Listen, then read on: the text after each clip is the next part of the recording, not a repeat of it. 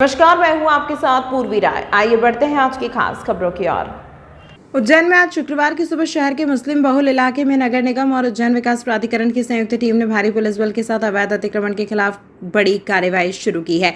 यह कार्रवाई उन 28 संपत्तियों पर की जा रही है जो या तो बिना लीज नवीनीकरण के बेची गई थी या फिर जिन पर अवैध निर्माण किया गया था। कार्रवाई की सूचना मिलते ही सुबह 5 बजे से मुस्लिम समाज के लोग बड़ी संख्या में सड़कों पर बैठकर विरोध प्रदर्शन करने लगे। इस दौरान उज्जैन विकास प्राधिकरण के सीईओ संदीप सोनी, एसडीएम एलन गर्ग और एडिशनल एसपी नितेश भार्गव मौके पर मौजूद रहे। इलाके में शांति बनाए रखने के लिए भारी संख्या में पुलिस बल तैनात किया गया। प्रदर्शन के बीच प्रशासन ने शहर काजी और मुस्लिम समाज के प्रतिनिधियों से संवाद किया गया। अधिकारियों की समझाइश के बाद समाज के लोगों ने खुद ही कुछ अतिक्रमण हटाना शुरू कर दिया और प्रशासन की कार्रवाई में सहयोग भी किया। प्रशासन का कहना है जिन संपत्तियों पर कार्रवाई की गई वे सभी नियमों के विरुद्ध थी और लीज शर्तों का उल्लंघन किया गया था। अधिकारियों ने यह भी स्पष्ट किया है कि यह अभियान नियमानुसार और सभी समुदायों के प्रति निष्पक्ष भाव से किया जा रहा है। श्री महाकालेश्वर मंदिर के पास में मार्ग चौड़ीकरण में यूडीओ और नगर निगम द्वारा आज कार्रवाई की जा रही है। उस कार्रवाई के अंदर पुलिस प्रशासन जो है शांति और सुरक्षा व्यवस्था के लिए तैनात है और जो पूरी कार्रवाई को सुगमता के साथ किया जा रहा है। ये इस योजना में हमारे 49 नंबर और 55 नंबर के दो प्लॉट्स हैं। इनकी दोनों की लीज 2023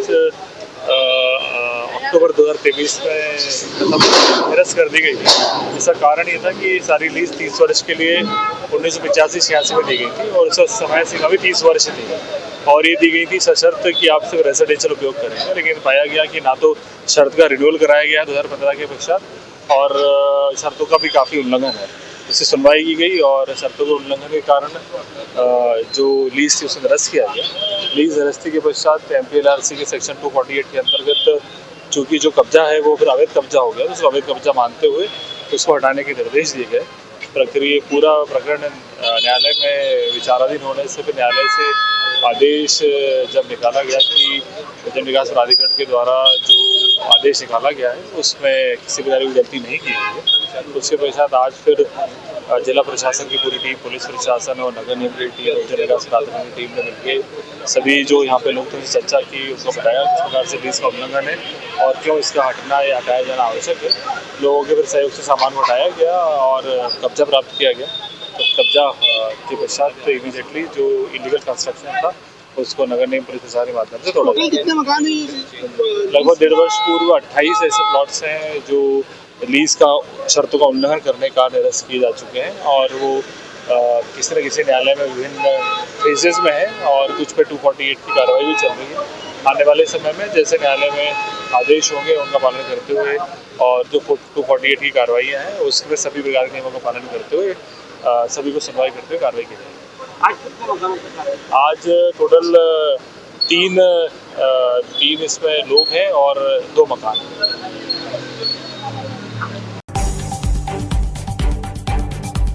मुख्यमंत्री डॉक्टर मोहन यादव गुरुवार शाम को दताना हवाई पट्टी पहुंचे। संभागायुक्त संजय गुप्ता, एडीजीपी उमेश जोगा, डीआईजी नवनीत भसीन, कलेक्टर रोशन कुमार सिंह और एसपी प्रदीप शर्मा ने सीएम का स्वागत किया। मुख्यमंत्री डॉक्टर मोहन यादव अलग अलग कार्यक्रम में शामिल हुए। वे सबसे पहले मक्सी रोड स्थित बाबा जय गुरुदेव के आश्रम पहुंचे। 23 से 25 मई तक चलने वाले शिविर में सीएम ने सतगुरु बाबा उमाकांत महाराज का आशीर्वाद लेकर सत्संग में शामिल हुए। सीएम ने कहा, हमने 19 नगरों में शराब की दुकानें बंद करा दी हैं। दूध उत्पादन बढ़ावा देने के लिए गौशाला में 40 रुपये प्रति गाय कर दिया है। दूध उत्पादन के लिए प्रदेश में 25 गाय पालने वालों को 25% अनुदान देने की बात भी कही। मुख्यमंत्री डॉक्टर मोहन यादव ने सिख समाज के वरिष्ठ समाज सेवी स्वर्गीय सुरेंद्र सिंह अरोड़ा के निधन पर उनके घर पहुंचकर उनके चित्र पर पुष्प अर्पित कर श्रद्धांजलि दी। इसके साथ ही मुख्यमंत्री डॉक्टर मोहन यादव गुरुवार को कालिदास संस्कृत अकादमी के पंडित सूर्य नारायण व्यास संकुल सभागृह में देवी अहिल्याबाई की 300वीं जन्म जयंती के अवसर पर अहिल्याबाई होलकर महानाट्य जीवन अवदान और वैभव का गान के मंचन कार्यक्रम में शामिल हुए। मुख्यमंत्री डॉक्टर यादव ने इस अवसर पर कहा कि यह हम सबका सौभाग्य है कि मध्य प्रदेश की ऐसी महान शासिका देवी अहिल्याबाई के जीवन के विभिन्न प्रसंगों को नाट्य मंचन के माध्यम से परिचित होने का सौभाग्य मिल रहा है। देवी अहिल्याबाई एक ऐसी बेटी थी जो विवाह के पश्चात उनके सास ससुर की भी बेटी ही बनकर रही। बचपन में देवी अहिल्याबाई ने बाजीराव जी की सवारी निकलने पर अपने स्थान से हटने से मना कर दिया था क्योंकि वे उस समय भगवान शिव की पूजा कर रही थी। यह प्रसंग उनके साहस को दर्शाता है। देवी अहिल्याबाई सद्गुणों की खान थी। देवी अहिल्याबाई एक आदर्श शासिका थी। उन्होंने प्राचीन सोमनाथ के मंदिर और काशी विश्वनाथ के मंदिर का जीर्णोद्धार करवाया था। देवी अहिल्याबाई ने आम जन के जीवन में रोजगार के अवसरों को और बेहतरी लाने के लिए महेश्वर में दक्षिण भारत के कारीगर बुलाकर यहाँ पर हाथ से बुनी हुई साड़ी के निर्माण की कला से स्थानीय लोगों को परिचित करवाया। मुख्यमंत्री ने कहा कि मध्य प्रदेश शासन के द्वारा महेश्वर और इंदौर के राजवाड़ा में कैबिनेट बैठक का आयोजन देवी अहिल्याबाई होलकर की 300वीं जयंती के उपलक्ष्य में ही किया गया है। मुख्यमंत्री डॉक्टर यादव ने अपनी ओर से नाट्य के सभी कलाकारों को शुभकामनाएं दी, उनका सम्मान किया तथा मुख्यमंत्री निधि से कलाकारों को 5 लाख रुपए की प्रोत्साहन राशि प्रदान करने की घोषणा की। कार्यक्रम में जानकारी दी गई कि मध्य प्रदेश शासन द्वारा देवी अहिल्याबाई होलकर की 300वीं जयंती के अवसर पर प्रदेश के 5 प्रमुख शहरों में देवी अहिल्याबाई पर केंद्रित नाट्यों का मंचन किया जा रहा है। कालिदास संस्कृत अकेडमी में आयोजित महानाट्य की प्रस्तुति नागपुर के कलाकारों के द्वारा सुश्री प्रियंका ठाकुर के निर्देशन में दी गई। जी जय गुरुदेव आश्रम में गुरु महाराज का भंडारा है।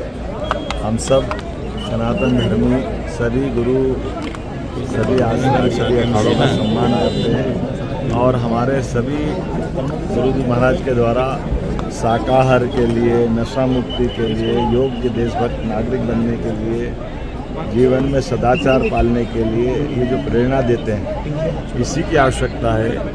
समय के साथ बदलते दौर में दुराचरण की बजाय सदाचरण की तरफ लोग अपनाएं और ये तो हजारों लाखों की संख्या में आश्रम में आने वाले सारे लोग अपनी रिक्शा लेकर के जीवन भर साकार की, सदाचार की, नशा मुक्ति की, धूम्रपान की, सबसे दूर रहने का संकल्प लेते हैं। ये सब अगर सभी लोग अपनाएं निश्चित रूप से परिवार स्वर्ग हो जाएगा। मेरी अपनी ओर से सबको बधाई। बैठक में नर्सिंग ऑफिसर्स के सुरक्षा को लेकर कई मुद्दों पर चर्चा हुई। मीटिंग के बाद 19 मई को नर्सिंग ऑफिसर्स के साथ घटी घटना के विरोध में ज्ञापन दिया गया और दोषियों पर सख्त से सख्त कार्रवाई करने की नर्सिंग ऑफिसर्स ने मांग की। इस दौरान बड़ी संख्या में जिला अस्पताल उज्जैन चरक भवन मातृ शिशु चिकित्सालय के समस्त मेल फीमेल नर्सिंग ऑफिसर्स उपस्थित रहे। जिला अध्यक्ष ज्ञापन लेकर सिविल सर्जन ने आश्वासन दिया कि नर्सिंग ऑफिसर्स की सुरक्षा और दोषियों पर सख्त कार्रवाई की जाएगी। जिला अध्यक्ष संगीता शर्मा ने बताया कि संभाग के सबसे बड़े अस्पताल में स्टाफ की कमी है और इस बीच आए दिन वीआईपी ड्यूटी लगती है। ड्यूटी रद्द करने आने वाली नर्सिंग ऑफिसर्स की कैंपस में रखी गाड़ियों में अज्ञात तत्वों द्वारा तोड़फोड़ की जाती है एवं गाड़ी चोरी भी हुई है, जिसकी सुरक्षा इंतजाम किए जाएं।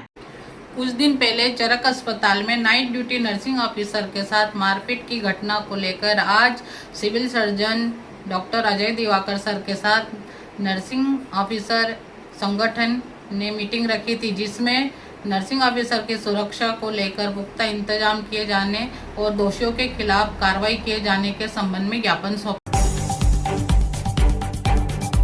ग्राम निपनिया सुननिया के राकेश चावड़ा के पास 22 बीघा जमीन है। करीब 15 दिन पहले उसने जमीन के सीमांकन के लिए आवेदन दिया था। इस पर क्षेत्र की पटवारी प्रियंका चौहान ने 2000 रुपये प्रति बीघा के मान से 44,000 रुपये रिश्वत मांगी, जिसके बाद राकेश ने पटवारी से बात की तो 35,000 रुपये की सौदा तय हुआ। पटवारी ने भाई अभिषेक मालवीय की भैरवगढ़ स्थित हार्डवेयर दुकान 35,000 रुपये देने के बाद सीमांकन करने के बाद कही चावड़ा ने 14 मई को लोकायुक्त उज्जैन में शिकायत कर दी, जिसके बाद चावड़ा ने 35,000 रुपये ले जाकर अभिषेक को दिए। लोकायुक्त निरीक्षक राजेंद्र वर्मा ने बताया कि रिश्वत के मामले में महिला पटवारी प्रियंका चौहान सहित उनके भाई अभिषेक मालवीय को भी आरोपी बनाया है। अभिषेक को हिरासत में लिया था, लेकिन उसकी बहन फरार हो गई थी। पैसे मांगे थे, क्या कारण? सीमांकन के लिए पैसे मांगे थे।